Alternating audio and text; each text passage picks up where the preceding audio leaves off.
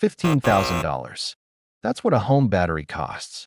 And solar companies will tell you it's essential. But here's what I found digging through hundreds of online solar quotes. About half the people buying batteries don't actually need them. They're paying 15 grand for something that won't save them a single extra dollar. So how do you know which group you're in? Because if you get this wrong, you just lit $15,000 on fire. Let us figure out if you're one of the people who actually benefits from a battery or if you're about to fund your installer's vacation. First, we need to clear up what batteries actually do. Because the way salesmen explain it and what actually happens are two very different things. Solar panels generate electricity when the sun hits them. Your inverter converts it. Your house uses it. Pretty straightforward. But panels don't store anything. They're generators, not batteries. The second the sun goes down, they stop producing. So what happens at night? Without a battery, you pull power from the grid, same as you always did. But here's where it gets interesting.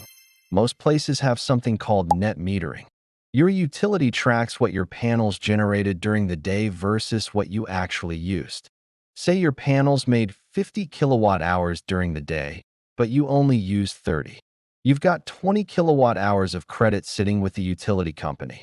At night, when you pull 20 kilowatt hours from the grid, those credits cover it. Your bill stays low. No battery needed. The grid is basically acting as your battery, and it didn't cost you $15,000. But then the salesman shows up and says, "What about backup power? What about energy independence?" And suddenly you're writing a check for a Powerwall. Here's the part that makes me suspicious. Solar installers make way more money when they sell you a battery. We're talking thousands in additional commission. So when they tell you batteries are essential, you have to ask, essential for who? You, or their paycheck? Now, I'm not saying batteries are always a scam. There are 5 specific situations where they actually make sense. But most people aren't in those situations. Situation 1. You lose power all the time. If your grid goes down multiple times a year for hours or days, a battery gives you backup. Your panels keep working, the battery stores the power, and you stay online while everyone else is sitting in the dark. But be honest about how often this actually happens to you. If you've had 2 outages in the last 5 years that lasted 3 hours each, you're about to pay $15,000 for 6 hours of convenience over 5 years. That's $2,500 per hour.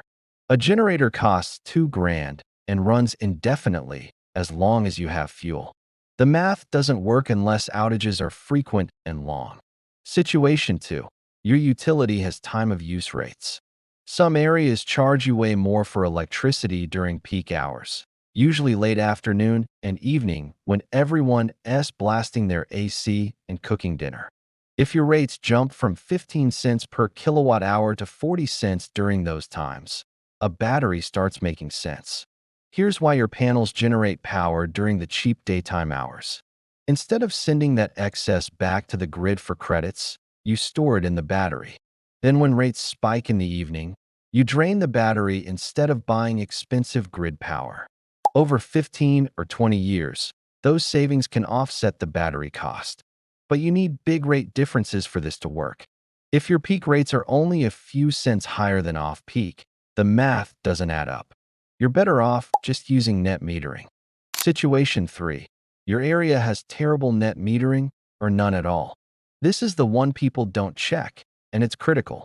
Some states and utilities pay you almost nothing for excess solar. We're talking 2 or 3 cents per kilowatt hour when retail rates are 15 cents.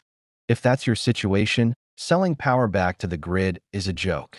You're better off storing it yourself. But most places still have decent net metering. If your utility credits you at or near the retail rate, you don't need a battery to save money. Before you buy anything, look up your utility's net metering policy. This one factor determines whether a battery is a money saver or just an expensive box on your wall. Situation 4. You have medical equipment or you work from home and losing power is an option. If someone in your house depends on powered medical devices, or your income collapses the second your internet cuts out, a battery is insurance. It's not about ROI. It's about necessity. Same thing if you live somewhere with an unreliable grid or extreme weather that knocks out power for days. You're paying for peace of mind, not financial payback. And that's a valid reason. Just don't let the salesman pretend it's also going to save you money if it ain't. Situation 5. You want full energy independence and you're willing to pay for it. Some people just don't want to rely on the utility company at all. They want total control. If that's your goal, you need a battery. But understand this is a lifestyle choice, not a financial decision. You're paying a premium for autonomy. And if you want true off-grid capability, you're not just buying one battery. You need a bigger system, more panels, maybe a backup generator.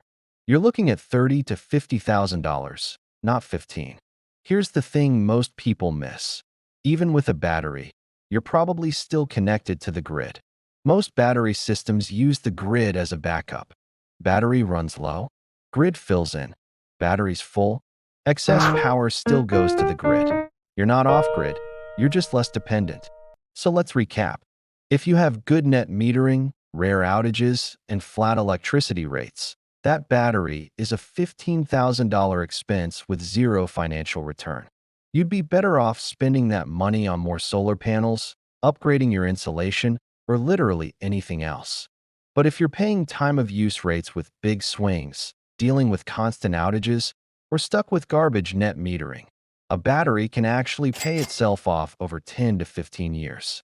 The difference is your specific situation, not what the salesman says, not what your neighbor did. Your utility rates your outages, your net metering policy. Hey, race how to figure it out. Step 1. Call your utility or check their website for net metering terms. If they're crediting you full retail rates, you probably don't need a battery. Step 2. Pull up your electricity bill and look for time of use rates. If peak rates are more than 10 cents higher than off-peak, run the battery math. Step 3. Count your outages over the last 2 years. If it's less than twice a year for less than a few hours, backup power probably isn't worth 15 grand. Step 4. Do the actual payback calculation. Battery cost divided by annual savings.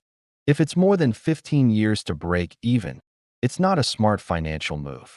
Most people skip all of this. They just trust the guy who's making $4,000 in commission if you say yes. And then they restuck paying for a battery that's doing nothing their net metering wasn't already doing for free. Now you know when batteries actually make sense and when they're just expensive wall decorations. Tomorrow's video, I'm comparing the top battery systems.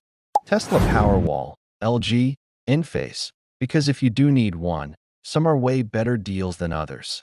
Hit subscribe. See you tomorrow.